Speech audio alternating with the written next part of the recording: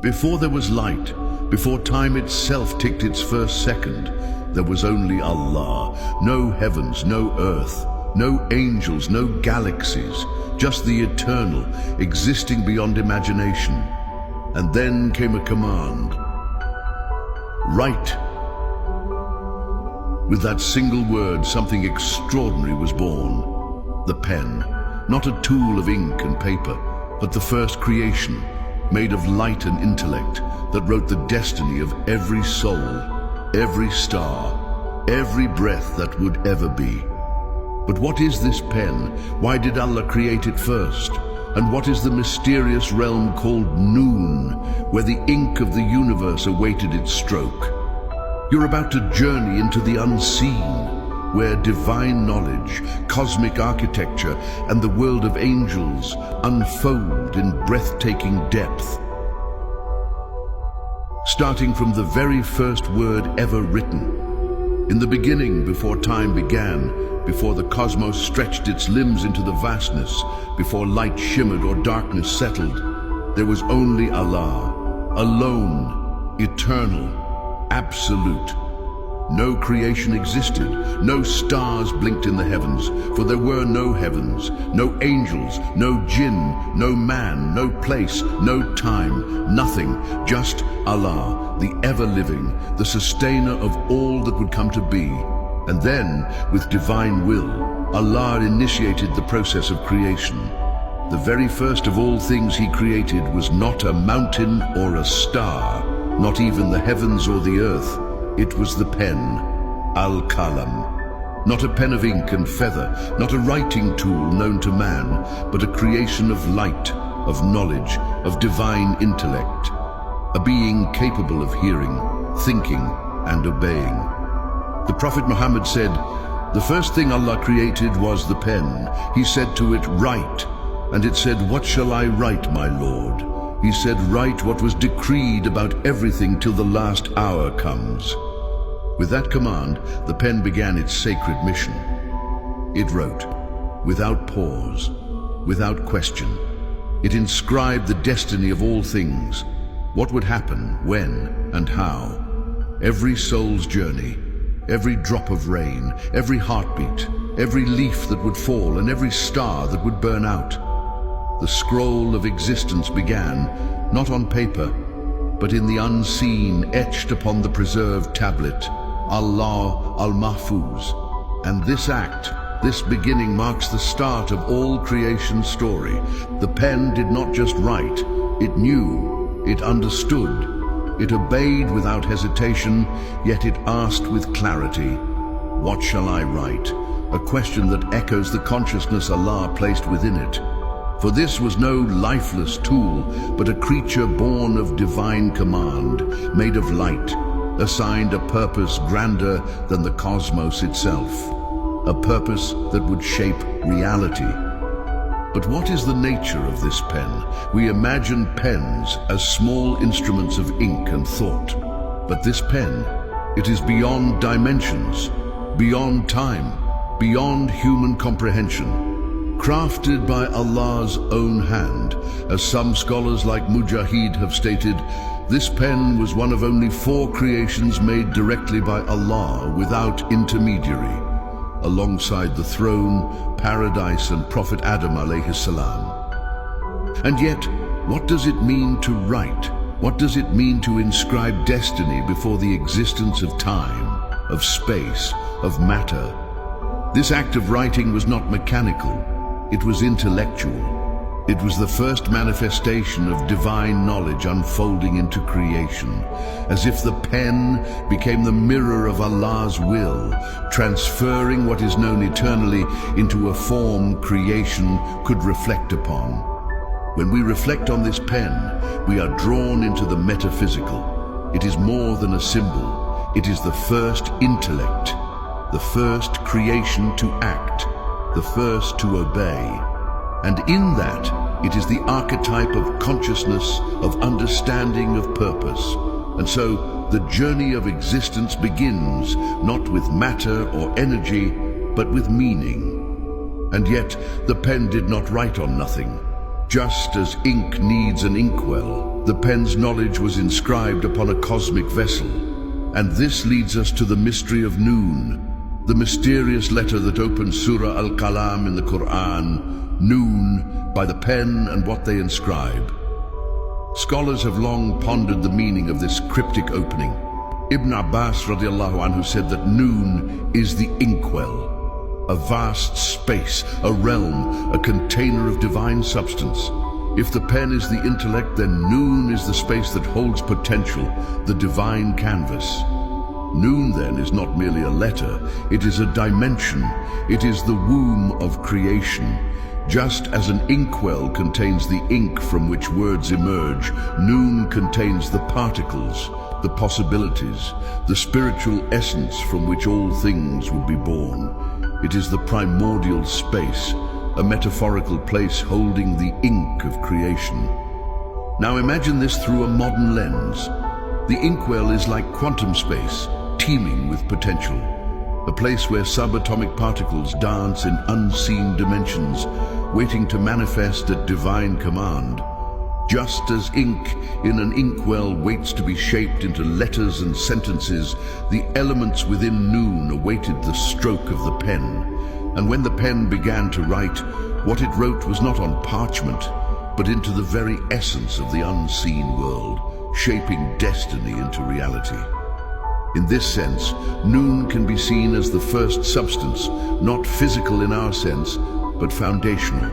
It is the medium through which the pen's decree found form. If the pen is the intellect, the mind of creation, then Noon is the heart that holds the knowledge, the medium of divine creativity.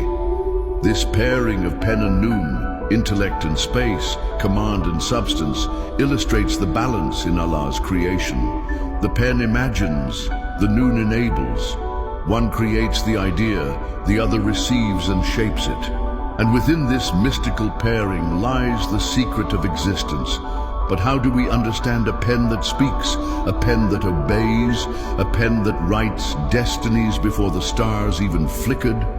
This pen is not passive, it is active, it has will, thought, obedience. And this suggests something remarkable, that the pen is not just a creation, it is a being of immense intellect and awareness.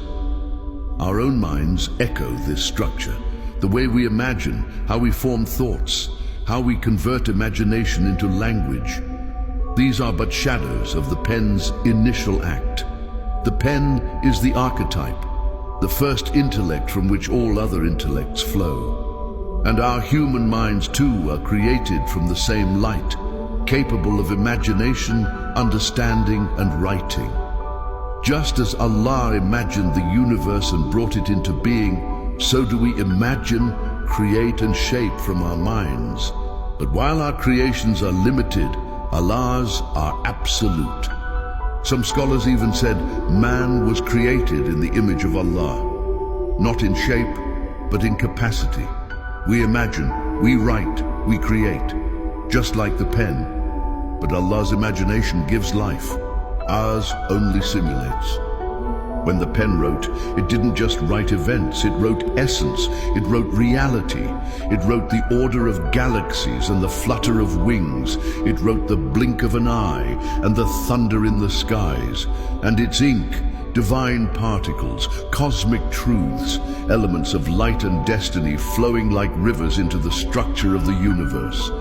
This is why scholars like Imam Maibudi describe the pen as being created from light, a pen of light writing with ink of light on a tablet of light.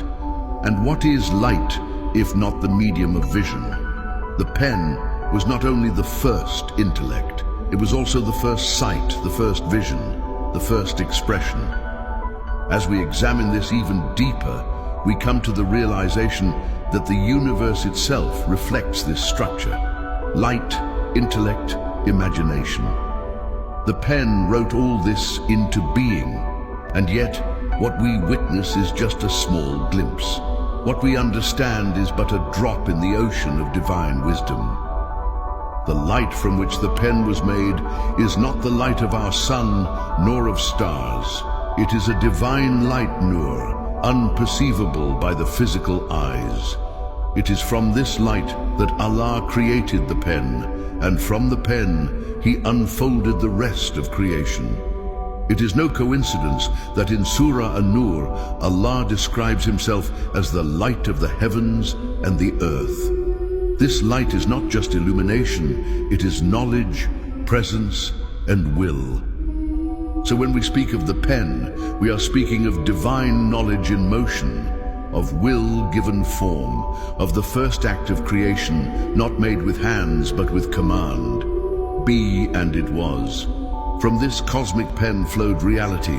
From noon came form, and from this union, the canvas of creation stretched across eternity. In the unseen world, knowledge is not just stored, it is alive, it acts, it obeys. And in that sacred moment, before time, before angels, before paradise, before even the earth, the pen received its command, and it wrote. It wrote every breath you've taken, every joy, every test, every whisper of wind and every burst of thunder. It wrote your story and mine. It wrote it all. And it continues silently, unseen. Before the earth had a shape, before the stars adorned the night, and before the sky had tears, there existed a vast, limitless expanse of divine presence. And above it all there was the throne, Al-Arsh. Suspended above the waters, it rested, magnificent and incomprehensible, a symbol of the divine authority and absolute sovereignty of Allah. The Prophet Muhammad once said, "There was Allah, and there was nothing else before Him." His throne was upon the water, and from that celestial vantage point, the will of the Creator began to unfold. From that lofty height, creation descended layer by layer. But even before the heavens and earth were formed, even before light and darkness were distinguished, Allah had ordained every detail, every measure, every law of existence. In a hadith found in Sahih Muslim, it is narrated that Allah ordained the measure of all things 50,000 years before He created the heavens and the earth, and His throne was upon the water. This was no passive planning. This was deliberate divine decree, suspended in a realm beyond time. The throne is unlike anything our minds can truly grasp. Made not of wood or gold or gem, but from a mysterious red substance known as Yakut, a crystal-like creation that has no equal in our universe. Its span, it stretches across a distance equating to 5 million years of travel. But even this description is only an attempt to understand what lies far beyond the capacity of human perception. We are told not to imagine the throne in the shape of earthly thrones, for it is a reality that defies all analogy. And below this magnificent throne rests the kursi, the divine chair. While many mistakenly conflate the kursi with the throne, the Prophet made it clear that they are distinct. He said, "The 7 heavens and the 7 earths compared to the kursi are like a ring thrown in a vast desert, and the kursi compared to the throne is like that same ring in the same desert." Imagine it. The kursi, already far greater than the entire observable universe, is itself dwarfed by the immensity of the throne. The kursi serves a distinct purpose. It holds the knowledge of Allah, encompassing all that has ever been, all that is, and all that will be. It is the seat of divine decree, the center around which the cosmos turns. According to Hassan al-Basri, the kursi is the repository of Allah's knowledge, extending over the heavens and the earth. Everything we know, the stars, the galaxies, the physics of time and matter, all of it exists within the scope of the kursi. It is a cosmic control center, yet even it submits to the grandeur of the throne above. The throne is not suspended without support. It is carried by mighty angels, creation so immense that the distance between their earlobes and their shoulders is said to be a journey of 700 years. These beings are not ordinary angels. They are the bearers of the throne, the most honored of the heavenly host. And on the day of judgment, the Quran reveals 8 of these angels will carry the throne of your Lord above them, a testimony to the might of the unseen world. Between these bearers and the angels who carry the kursi are 70 veils, 35 of light and 35 of darkness. Each veil is the thickness of a journey spanning 500 years. And it is only because of these veils that the light of the throne bearers does not burn the kursi bearers. Such is the separation, the hierarchy, the sanctity of the divine architecture. But the throne does not only signify power, it also responds to the servants of Allah. When Sa'd ibn Mu'adh, a beloved companion of the Prophet Shu, passed away, the messenger said, "The throne of the most merciful shook at the death of Sa'd." What does it mean for the throne to shake? Scholars explain this as an expression of divine joy, of welcoming a soul so dear, so righteous, that even the bearers of the throne descended to greet him. The cosmos rejoiced in his return to the Creator, and beneath the throne lie things unimaginable. There are the inscriptions written on its pillars, words only known to Allah. There are the treasures hidden beneath it, from which verses like the final ayat of Surah Al-Baqarah were revealed, gifted to Prophet Muhammad and to no other prophet before him. There are rivers of paradise flowing directly from the base of the throne, nourishing the gardens of bliss promised to the righteous. The souls of martyrs rest in green birds, flying freely in paradise, returning to hang from chandeliers beneath the throne, basking in divine nearness. These are not mere metaphors. These are glimpses into the unseen, described vividly by the Prophet, peace be upon him. Above the 7 heavens, beyond the limits of space, lies this ultimate point of divine governance. Everything beneath it, the skies, the earths, the paradise, and the fire, are encompassed by it.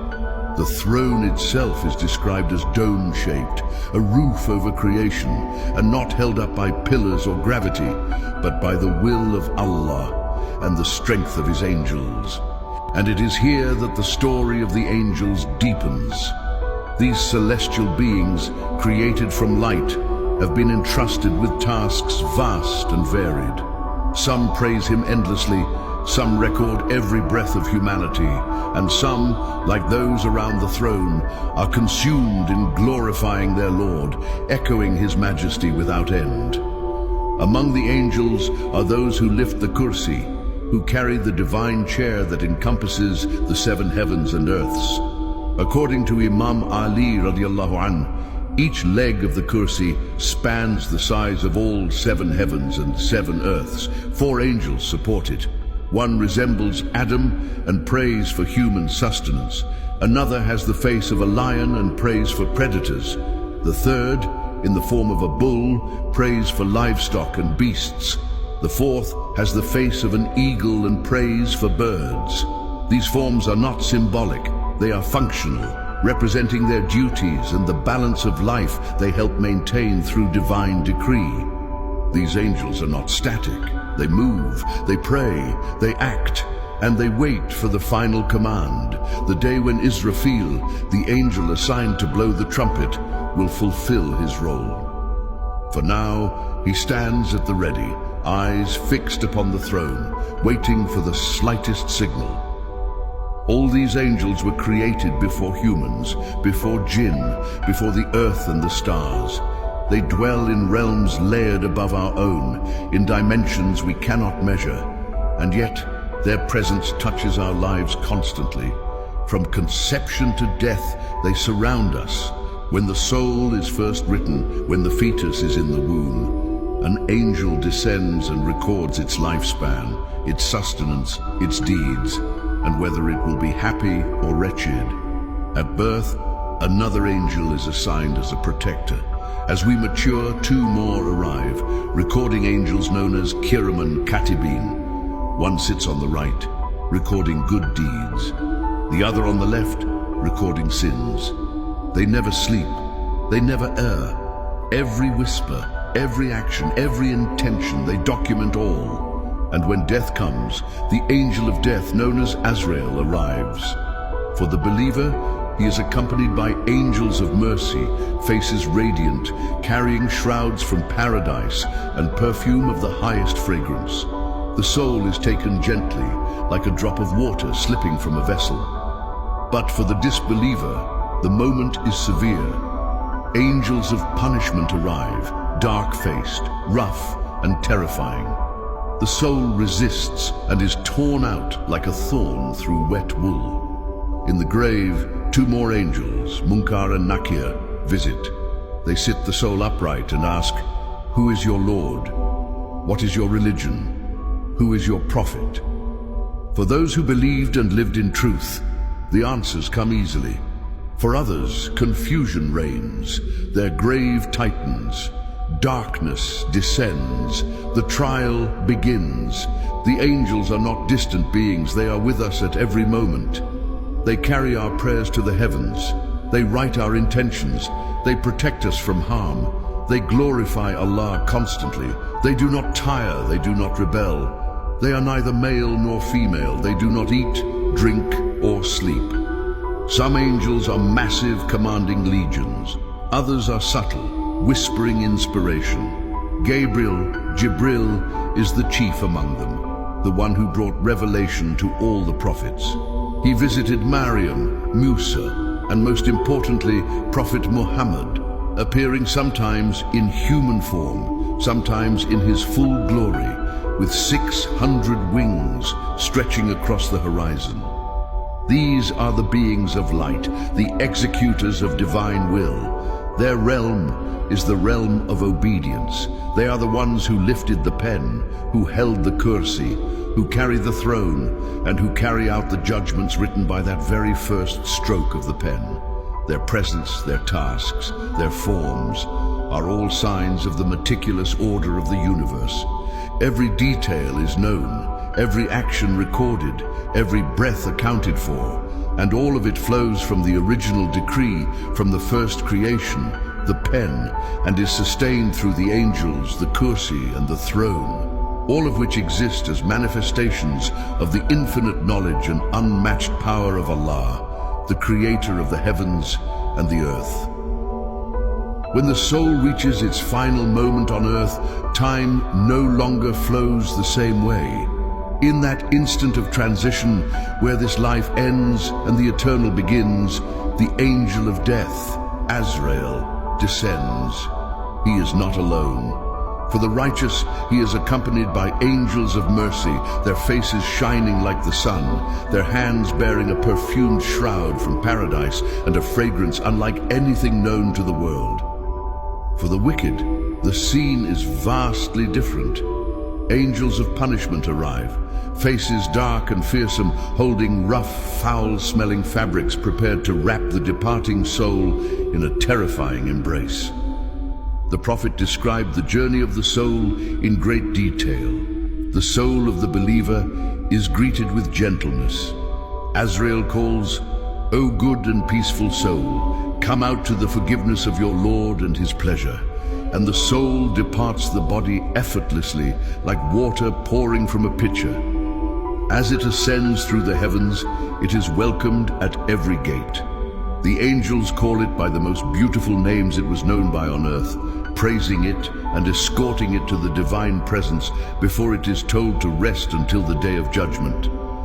But the wicked soul is called harshly, "O wicked soul, come out to the anger of your Lord and his wrath." It hides within the body, afraid to emerge, and so it is pulled out with force, tearing through flesh and bone, screaming in silence. The angels do not welcome it. The gates of the heavens are closed to it. It is cast down, falling into the grave, where its trial begins. There, in the grave, come Munkar and Nakir, two angels with terrifying presence, black eyes and voices like thunder. They ask 3 questions. Who is your Lord? What is your religion? Who is your prophet? For those who lived in faith, the answers flow effortlessly. For those who denied the truth, confusion and silence follow. The grave either expands and fills with light, or it tightens and becomes a pit of darkness and torment. The angels do not stop at death. They govern the winds, the rain, the clouds. They steer the stars and direct the orbits of the planets. They are behind the veil of nature, operating at Allah's command. One angel controls the seas, another commands the mountains, and others oversee the trees, the seasons, the sustenance of every creature. The Prophet once met the angel of the mountains after being rejected and stoned in Ta'if. That angel offered to crush the people between the mountains, but the Prophet declined, choosing mercy over destruction. Then there is Israfil, the angel assigned the mightiest task of all. He stands now, horn in hand, eyes fixed on the throne of Allah, waiting for the command that will bring the universe to its knees. When the command comes, he will blow the trumpet. And with that sound, everything in the heavens and earth will perish. Every soul, every creature, every angel. Mountains will crumble, the seas will boil, the stars will be extinguished, and the entire fabric of reality will unravel. After a divine pause known only to Allah, Israfil will be commanded to blow the trumpet again. And with this second blast, the dead will rise from their graves. The earth will cast out its burdens, and every soul will be gathered for judgment. It will be the beginning of a new existence, a life with no end. The Prophet described this day as one of unimaginable magnitude, where the sky will split and the stars will scatter, where mothers will forget their children, and every soul will stand alone before its Creator. It is on this day that the throne will be brought forth, carried by 8 mighty angels. It will cast a divine shade, the only shade on a day when the sun draws near. Only those favored by Allah will be permitted to stand beneath it. Among them, a just ruler, a youth who grew up in devotion, those who loved each other for Allah's sake, and the one who remembered Allah in solitude, his eyes overflowing with tears. But where do the angels come from? How do they reach earth? The Quran speaks of doors in the sky, of pathways used by these celestial beings.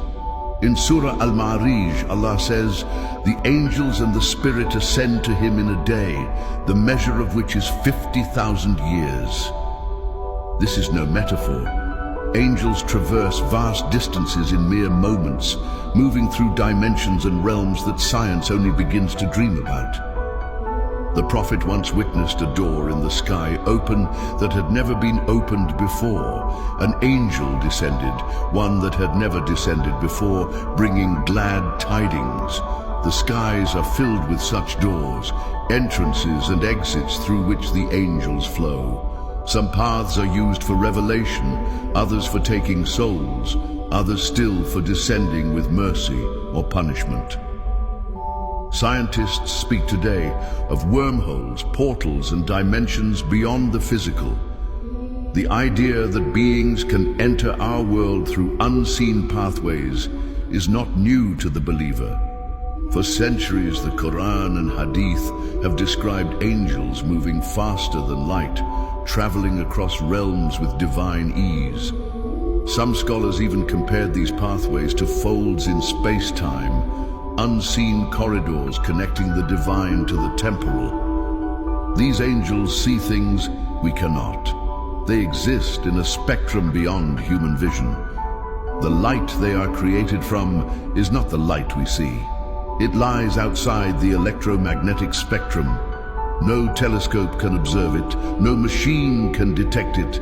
They are made from nur, divine light, and they move at the speed of will, unrestricted by time, gravity, or matter. Every moment of our lives, angels are at work. Some protect us from harm, guarding us from dangers we cannot perceive. Others carry our prayers to the heavens. Some record our deeds, never missing a word, never forgetting a sigh.